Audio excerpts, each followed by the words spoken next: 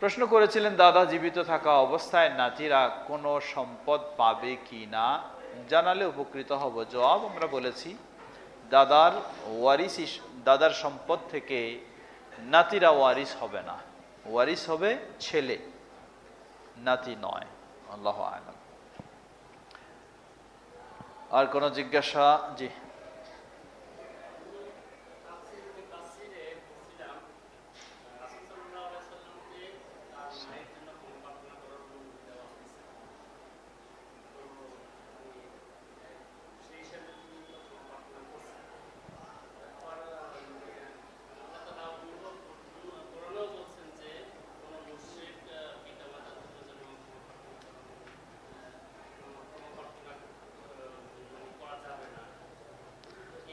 আমাদের ভাই প্রশ্ন করেছেন যে আল্লাহ রাসূল সাল্লাল্লাহু আলাইহি ওয়াসাল্লামকে তার মায়ের জন্য ক্ষমা প্রার্থনার অনুমতি দেওয়া হয়েছে বলে আমি তাফসীর ইবনে কাসিরে পড়েছি, অথচ কোরআনুল কারীমে আল্লাহ সুবহানাহু ওয়া তাআলা বলেন কোন নবী এবং মুমিনদের মুশরিকের জন্য ক্ষমা প্রার্থনা করা যাবে না। তাহলে সমন্বয়ের বিষয়টা কি? জবাব, আমার মনে হয় তাফসীর ইবনে কাসির আপনাকে আরেকবার খুলে দেখতে হবে। বিষয়টা ছিল এই যে আল্লাহ রাসূল সাল্লাল্লাহু আলাইহি ওয়াসাল্লাম মায়ের কবর জিয়ারতের জন্য অনুমতি চেয়েছিলেন, কিন্তু জিয়ারতের অনুমতি আল্লাহ সুবহানাহু ওয়া তাআলা দিয়েছেন। জিয়ারত মানেই ক্ষমা প্রার্থনা নয়, জিয়ারত মানে হলো দেখতে যাওয়া, জিয়ারত মানে ভিজিট করা, দেখতে যাওয়া। নবী সাল্লাল্লাহু আলাইহি ওয়াসাল্লাম যখন মায়ের কবর জিয়ারতের অনুমতি চাইলেন, অনুমতি পেলেন, জিয়ারত করতে গেলেন। ওই জিয়ারত করতে গিয়ে কবর দেখেই নবী সাল্লাল্লাহু আলাইহি ওয়াসাল্লামের মন দুর্বল হয়ে গেল। কোন কোন বর্ণনায় এসেছে চোখ দিয়ে অশ্রু প্রবাহিত হলো। তিনি মায়ের জন্য এখন ক্ষমা প্রার্থনার অনুমতি চাইতে গেলে আল্লাহ সুবহানাহু ওয়া তাআলা তখনই বললেন, মা কানা লিন-নাবিয়্যি ওয়াল্লাযীনা আমানু আন ইস্তাগফিরু লিল মুশরিকিন। নবী এবং মুমিনদের জন্য মুশরিকের জন্য ক্ষমা প্রার্থনা করা বৈধ নয়। জিনিসটা আরেকবার দেখবেন, অনুমতি হচ্ছে কবর জিয়ারতের অনুমতি, ক্ষমা প্রার্থনার নয়। আল্লাহ প্রশ্ন করেছেন ইসলামে কোরআন ও হাদিস ব্যতীত ইজমা ও কিয়াসের প্রয়োজন আছে কি? জবাব, এটি হলো আহলুল হাদিস এবং হানাফিদের মাঝে একটা দ্বন্দ্ব। কি দ্বন্দ্ব? আহলুল হাদিসরা বলে কোরআন হাদিস ছাড়া ইজমা কিয়াস নাই, আর হানাফি ভাইয়েরা বলে বা মাযহাবী ভাইয়েরা বলে কোরআন হাদিস ইজমা কিয়াস, এই চারটাই হলো মূল বিষয়। জবাব, আহলুল হাদিসরা যখন দেখে যে ইজমার নাম দিয়ে কোরআন হাদিসকে উপেক্ষা করা হয়, উদাহরণস্বরূপ আল্লাহ রাসূল সাল্লাল্লাহু আলাইহি ওয়াসাল্লাম তিনি তার জীবনে রাতের বেলায় উম্মুল মুমিনিন আয়েশা রাদিয়াল্লাহু আনহা বলছেন যে 11 রাকাতের বেশি কখনো পড়েননি। এ হলো হাদিস। ইজমা দাবি করা হচ্ছে যে ওমর রাদিয়াল্লাহু আনহুর যুগে ইজমা সংগঠিত হয়ে গেছে, রাতের সালাত বা সালাতুত তারাবি কত রাকাত হতে হবে? 20 রাকাত হতে হবে। স্পষ্ট হাদিস নবী সাল্লাল্লাহু আলাইহি ওয়াসাল্লামের খোলাফায়ে রাশিদিন থেকেও বিশুদ্ধভাবে প্রমাণিত, তারা 11ই পড়েছেন। আবার ইজমা দিয়ে এটাকে রহিত করে দেওয়া হচ্ছে, তখন এই বিষয়টি জটিল হয়। এ কেমন ইজমা?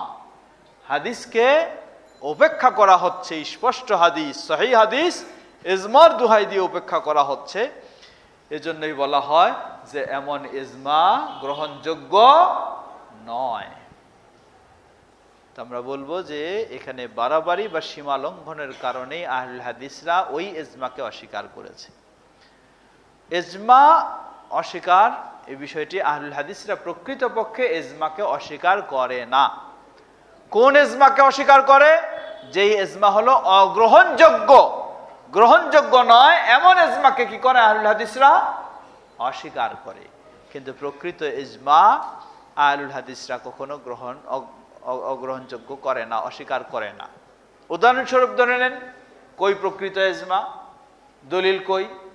যেমন নবী সাল্লাল্লাহু আলাইহি ওয়াসাল্লাম তারপরে কে খলিফা হবেন, নবী সাল্লাল্লাহু আলাইহি ওয়াসাল্লামের পরে খলিফা কে হবেন স্পষ্টভাবে তিনি বলে দিয়ে যাননি। ইঙ্গিতমূলক অনেক দলিল প্রমাণ করে আবু বকর রাদিয়াল্লাহু আনহুর কথা, কিন্তু স্পষ্ট বলেননি যে আমার পরে খলিফা কে হবে, আবু বকর রাদিয়াল্লাহু আনহু হবে, এটি বলে দেননি।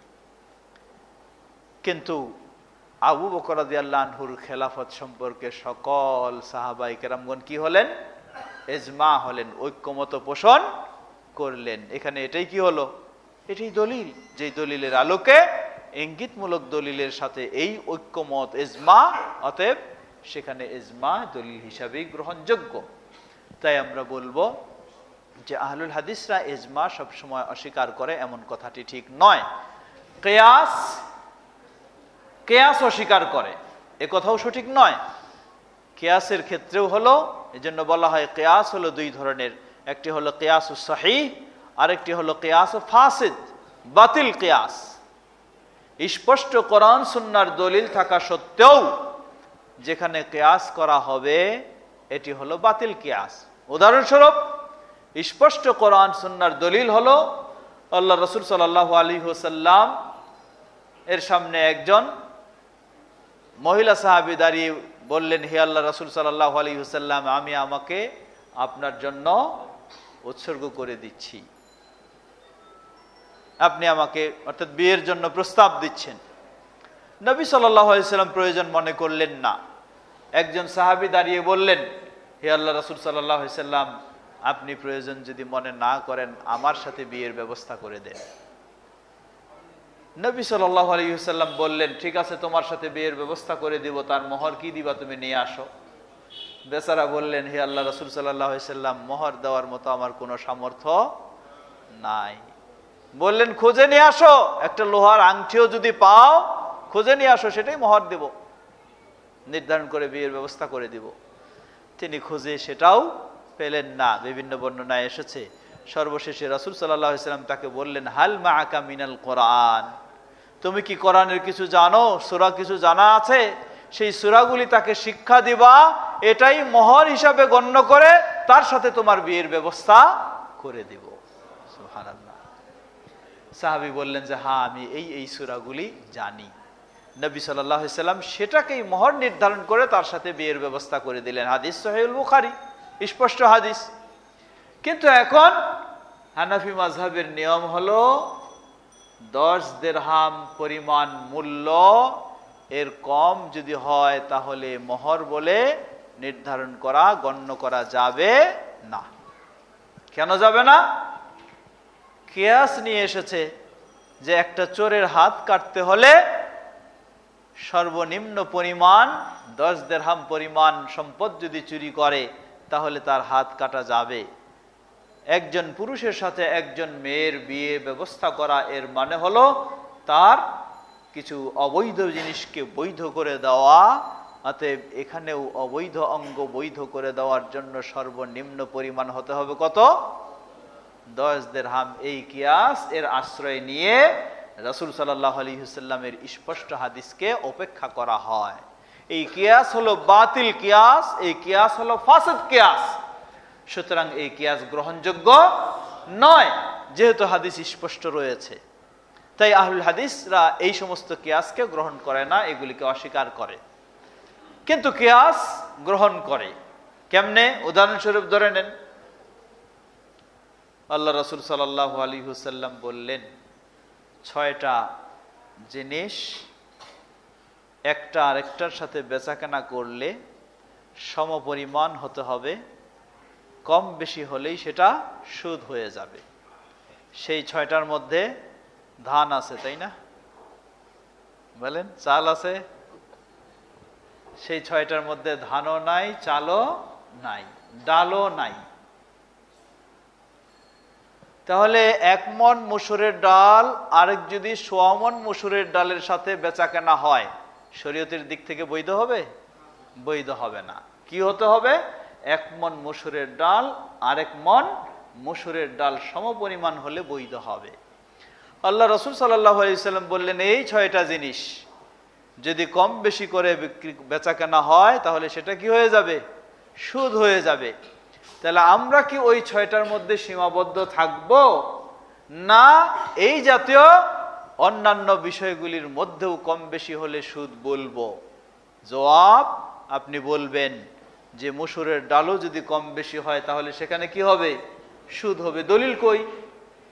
কোনো হাদিসে বলা হয় নাই মসুরের ডালে কম বেশি হইলে সুদ হবে, কোনো হাদিসে বলা হয় নাই লবণে কম বেশি হলে সুদ হবে, কোনো হাদিসে বলা হয় নাই চিনিতে কম বেশি হলে সুদ হবে। তাহলে দলিল কই? জবাব, আপনাকে বলতে হবে হয় এটা সুদ হবে না, কোনো অসুবিধা নাই। আর যদি বলেন সুদ হবে, তাহলে দলিল এখানে স্পষ্ট নাই। এখানে দলিলটাই হলো কিয়াস, যেই 6টা জিনিসকে নবী সাল্লাল্লাহু আলাইহি ওয়াসাল্লাম নিষিদ্ধ করলেন সেই 6টা জিনিসের সাথে অনুমান করে বাকি অন্যান্য জিনিসের মধ্যেই হুকুম দেওয়া হয়েছে, এটাকেই বলা হয় কিয়াস। এই কিয়াসটাই হলো সহিহ। এই কিয়াস আহলুল হাদিসরা অবশ্যই গ্রহণ করে। সুতরাং যারা ডাইরেক্ট বলে কিয়াস মানি না, হাদিস মানি না, এই কথাটি ভুল, ঠিক না এইভাবে বলা। কিয়াস মানি, কিন্তু বাতিল কিয়াস মানি না। ইজমা মানি, কিন্তু বাতিল ইজমা মানি না। এটা হলো আহলুল হাদিসদের মত। আল্লাহু তাআলা আ'লাম। প্রশ্ন করেছেন, শাশুড়ি থাকা অবস্থায় ছেলের বউ শ্বশুরের অঙ্গ প্রত্যঙ্গ ধরতে পারবে নাকি? জবাব, ছেলের বউ শ্বশুরের জন্য শ্বশুরের জন্য বিবাহ বন্ধনে সেটা হারাম, চিরস্থায়ীভাবে হারাম। সুতরাং যেটা বলেছে হয়তো এমনটা হতে পারে, শ্বশুর বৃদ্ধ মানুষ, তাকে পেশাব পায়খানার সময়ও পরিষ্কার পরিচ্ছন্ন করাতে হয়, তাহলে শাশুড়ি থাকলে সেই অবস্থায় শ্বশুরের জন্য এই সেবাটা তার ছেলের স্ত্রী দিতে পারবে কি না? জবাব, যদি শাশুড়ি এটার জন্য যথেষ্ট হয়, তিনি সুস্থ, এই সেবা দিতে পারছেন, তাহলে আমরা বলবো ছেলের বউ অত গভীরে যাওয়াটা উচিত হবে না। এটা বলবো 1 নম্বর। দ্বিতীয়, যদি দেখা যায় যে নিরুপায় অবস্থা, উপায় নেই, শাশুড়ির পক্ষেও সেই সেবা দেওয়া সম্ভব হচ্ছে না, তাহলে সেখানে যেহেতু ছেলের বউ হচ্ছে শ্বশুরের জন্য হারাম, বিবাহ বন্ধনে আবদ্ধ হওয়া, তাই মেয়ের মতোই সেই ধরনের সেই সেবা দিতে পারবে। আল্লাহু তাআলা আ'লাম। মহিলারা কবরস্থানে দেখতে যেতে পারবে? জবাব, মেয়েদের কবর জিয়ারত বৈধ কিনা এই মাসআলার অন্তর্ভুক্ত এটি। মেয়েরা কবর জিয়ারত করতে পারবে কি না এ বিষয়ে কিছু মতামত রয়েছে। শেখ আলবানী রাহিমাহুল্লাহ বলেন যে পারবে। শেখ ইবনে বাজ রাহিমাহুল্লাহ এবং আরও প্রসিদ্ধ শেখ ইবনে উসাইমিন রাহিমাহুল্লাহ তারা বলেন পারবে না। কিছু হাদিস বোঝার ক্ষেত্রে কম বেশির কারণে এই ভিন্নতা রয়েছে। শেখ আলবানী রাহিমাহুল্লাহ বলেন যে আল্লাহ রাসূল সাল্লাল্লাহু আলাইহি ওয়াসাল্লাম বলেন, নাহাইতুকুম আন জিয়ারাতিল কুবুরি ফাজুরুহা ফাইন্নাহা তুযাক্কিরু আল আখিরা। তোমাদেরকে কবর জিয়ারত করতে নিষেধ করেছি, এখন অনুমতি দিচ্ছি তোমরা কবর জিয়ারত করো, কারণ কবর জিয়ারত মানুষকে কি করবে? আখিরাতের কথা স্মরণ করে দিবে। শেখ আলবানী রাহিমাহুল্লাহ বলছেন আখিরাতের কথা স্মরণ করে দিবে কার দরকার? শুধু পুরুষের দরকার, নারীদের দরকার নাই? হ্যাঁ, আছে, নারীদেরও দরকার আছে। তাহলে যদি নারীদেরও দরকার থাকে, তাহলে এই হাদিস দিয়ে নারীরও কবর জিয়ারতের অনুমতি পাওয়া যায়, পুরুষেরও কবর জিয়ারতের অনুমতি পাওয়া যায়। শেখ ইবনে বাজ রাহিমাহুল্লাহ ও ইবনে উসাইমিন রাহিমাহুল্লাহ তারা বলছেন, অন্য এক হাদিসে এসেছে আল্লাহ রাসূল সাল্লাল্লাহু আলাইহি ওয়াসাল্লাম বলেন, লাআনাল্লাহু যাওয়ারাতিল কুবুর, যে সমস্ত নারীরা কবর জিয়ারত করে বেশি বেশি, তাদের প্রতি আল্লাহর লানত। এই হাদিস দিয়ে প্রমাণিত হয় নারীদের জন্য কবর জিয়ারত নিষিদ্ধ। আল্লাহু তাআলা আ'লাম। দুটোর সমন্বয় কি হতে পারে? জবাব, দুটোর সমন্বয় বলতে পারি, কবরস্থানের পাশ দিয়ে যদি নরমালি কোনো মহিলা অতিক্রম করে যায়, তাহলে সেই মহিলা কবরবাসীদেরকে সালাম জানাতে পারে, তাতে কোনো অসুবিধা নাই। যেমন উম্মুল মুমিনিন আয়েশা রাদিয়াল্লাহু আনহা নবী সাল্লাল্লাহু আলাইহি ওয়াসাল্লামের কাছে কবর জিয়ারতের, কবরস্থানের কবরবাসীদেরকে সালাম দেওয়ার দোয়াটি শিক্ষা পেয়েছেন, সেই হিসাবে অসুবিধা নেই। কিন্তু শুধু কবরস্থানে জিয়ারত করার জন্যই সেখানে যাবে এমনটি না যাওয়াটাই উচিত, কারণ মেয়েদের ধৈর্যের ক্ষেত্রে এবং আরো অন্যান্য আনুষঙ্গিক বিষয়ের ক্ষেত্রে তারা সেখানে নিজেকে সংবরণ করতে পারে না, তাই সেটি থেকে বিরত থাকা উচিত। আল্লাহু তাআলা আ'লাম। প্রশ্ন করেছেন, আল্লাহ কোরআনে বলেছেন তোমরা মুসলিম না হয়ে মৃত্যুবরণ করো না, তাহলে কি আহলে হাদিস পরিচয়ের প্রয়োজন আছে কি? জবাব, আহলে হাদিস কি মুসলিমের বাইরে? এটা যে বুঝবে তার এই প্রশ্ন আসবে না। আহলে হাদিস মুসলিমের বাইরে না মুসলিমের ভিতরে? মুসলিমের ভিতরে। আল্লাহ সুবহানাহু ওয়া তাআলা আহলে হাদিস মুসলিম হয়ে মৃত্যুবরণ করতে বলছেন, বেদাতি মুসলিম হয়ে মৃত্যুবরণ করতে বলে নাই। আহলে হাদিস মুসলিম মানে কি?